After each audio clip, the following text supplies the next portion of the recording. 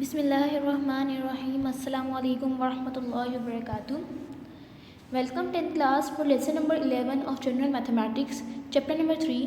This chapter is about algebraic manipulation. Exercise 3.4, question number 15. According to smart syllabus of exercise 3.4, question number 1, 3, 7, 8, 9, 12, 15 and 17 are included. So, moving toward the relationship between HCF and LCM, if A and B are two algebraic expression and HCF and LCM of these is represented by H and L respectively, means अगर HCF को H से represent कर रहे हैं और LCM को L से represent कर रहे हैं, then the relation among them can be expressed as product of two algebraic expression is equal to the product of HCF and LCM. Means अगर आपके पास कोई से दो अलजेब्रिक एक्सप्रेशन है, वो दोनों अलजेब्रिक एक्सप्रेशन भी आपके पास मौजूद है, आपके पास HCF भी मौजूद है, उन्हीं दोनों का LCM भी मौजूद है. अगर उनके LCM और HCF को मल्टीप्लाई कर दें तो वो किसके इक्वल आता है? Product of given two algebraic expression.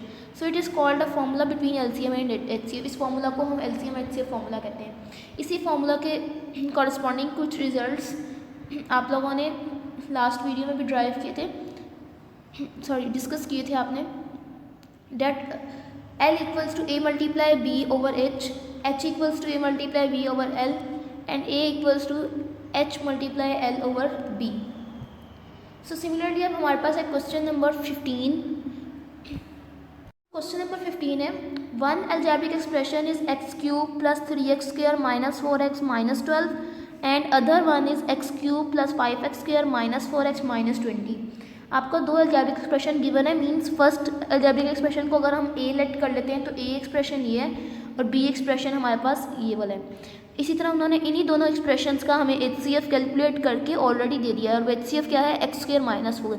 हमने इसका LCM फाइंड करना है और हम इसका LCM फाइंड करेंगे HCF LCM फॉर्मूला के थ्रू. तो हम लेट करते हैं, ए को हमने फर्स्ट एक्सप्रेशन को हमने ए लेट कर लिया और सेकेंड एक्सप्रेशन को हमने बी लेट कर लिया और HCF हम पता है एक्स स्क्वायर माइनस 4 के इक्वल है. And we want to calculate LCM. What is the formula? Good. A multiply B is equals to H multiply L. अब हमने L कैलकुलेट करना है तो H यहाँ मल्टीप्लाई हो रहा है, ट्रांसपोज होकर इस साइड पे आके क्या हो जाएगा? डिवाइड. तो हमारे पास आ जाएगा L is equals to A multiply B over H. तो हम यहाँ पे एक्सप्रेशन पुट करते हैं, ए की जगह पे ए का एक्सप्रेशन, बी की जगह बी का एक्सप्रेशन और डिनोमिनेटर में एच का एक्सप्रेशन पुट करते हैं. सो यहाँ पे मैंने एक्सप्रेशन पुट कर दिए. ए की जगह मैंने पुट किया फर्स्ट एक्सप्रेशन, बी की जगह पे सेकंड एक्सप्रेशन और डिनोमिनेटर में HCF पुट कर दिए which is x square minus 4. अगर आप अब यहाँ पे फोकस करो तो हम इनकी फैक्टराइजेशन कर सकते हैं. यहाँ पर ये 4 टर्म्स हैं फर्स्ट ब्रैकेट में. अगर फर्स्ट ब्रैकेट में 4 टर्म्स हैं, फर्स्ट 2 टर्म्स में से अगर कुछ कॉमन आ रहा है उसको कॉमन ले लेते हैं और लास्ट 2 टर्म्स में से कुछ कॉमन आ रहा है उसको कॉमन ले लेते हैं. ये हम फैक्टराइजेशन क्यों करना चाहते हैं कि ताकि हम अपने क्वेश्चन को ईजिली सिंप्लीफाई करें. वैसे अगर आप कॉमन लेके नहीं करना चाहते तो फिर आपको इन दोनों ब्रैकेट्स को पहले मल्टीप्लाई करना पड़ेगा. जो आंसर आएगा उस आंसर को डिवाइड करेंगे आप थ्रू डिनोमिनेटर. लेकिन अपने क्वेश्चन को इजी बनाने के लिए हम इसकी फैक्टराइजेशन कर लेते हैं. जब अगर हम फैक्टराइजेशन करते हैं तो फर्स्ट ब्रैकेट की सिर्फ फैक्टराइजेशन करें, सेकंड ब्रैकेट की फैक्टराइजेशन पे भी हम फोकस ही नहीं कर रहे. पहले फर्स्ट ब्रैकेट की फैक्टराइजेशन कर लें, बाद में सेकंड की तरफ मूव करते हैं. तो फर्स्ट ब्रैकेट की जब हमने फैक्टराइजेशन की, यहाँ पे अगर हम फर्स्ट 2 टर्म्स में से कॉमन लें तो हमारे पास कॉमन रहता है एक्स स्क्वायर. अगर एक्स स्क्वायर कॉमन अंदर बच जाएगा x plus 3. Similarly last 2 terms में से कॉमन आ रहा है माइनस 4. अगर माइनस 4 कॉमन है तो अंदर आ जाएगा x plus 3. According to the rule of factorization अगर 2 ब्रैकेट सेम आ रही तो उनको आप एक दफ़ा ही लिखेंगे और जो ब्रैकेट के बाहर टर्म्स हैं उनको एक ब्रैकेट में कलेक्ट कर देंगे. तो हमने यही काम किया. एक्स स्क्वायर माइनस 4 ब्रैकेट के बाहर थे, इनको कलेक्ट करके यहाँ सिंगल ब्रैकेट में कर दिए और एक्स प्लस 3 एक ही ब्रैकेट 2 टाइम्स आ रही है. That's why I only write this bracket only 1 time. Second 4 terms वाली ब्रैकेट हमने एज इट इज़ राइट कर ली, डिनोमिनेटर एज इट इज़. अब देखिए एक्स स्क्वायर माइनस 4 से cancel. So we obtain x plus 3 into x cube plus 5x square minus 4x minus 20. Means अभी हम second expression की फैक्टराइजेशन करने की हमें ज़रूरत ही नहीं पेश आई. हम लोग डायरेक्ट अब क्या करेंगे, दोनों ब्रैकेट्स को आपस में मल्टीप्लाई कर लेंगे और जो आंसर आएगा that is actually the LCM. तो इनको मल्टीप्लाई करते हैं.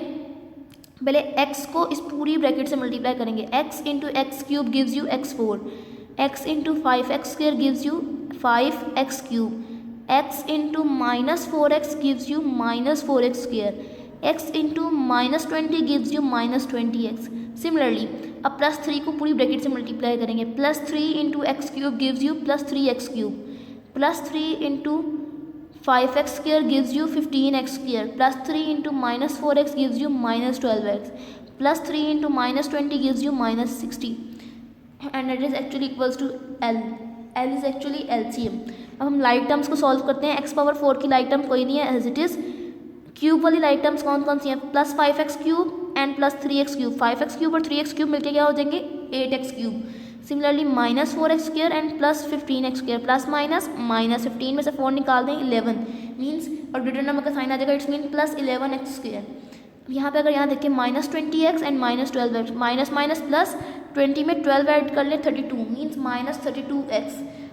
कांस्टेंट हमारे पास अकेला है, कोई और कांस्टेंट है नहीं, डेट्स वाई हम कांस्टेंट को एज इट इज़ राइट करेंगे. सो हमारे पास आंसर आ गया x power 4 plus 8x cube plus 11x square minus 32x minus 60 and that is actually the LCM. So your homework is exercise 3.4 question number 15 practice.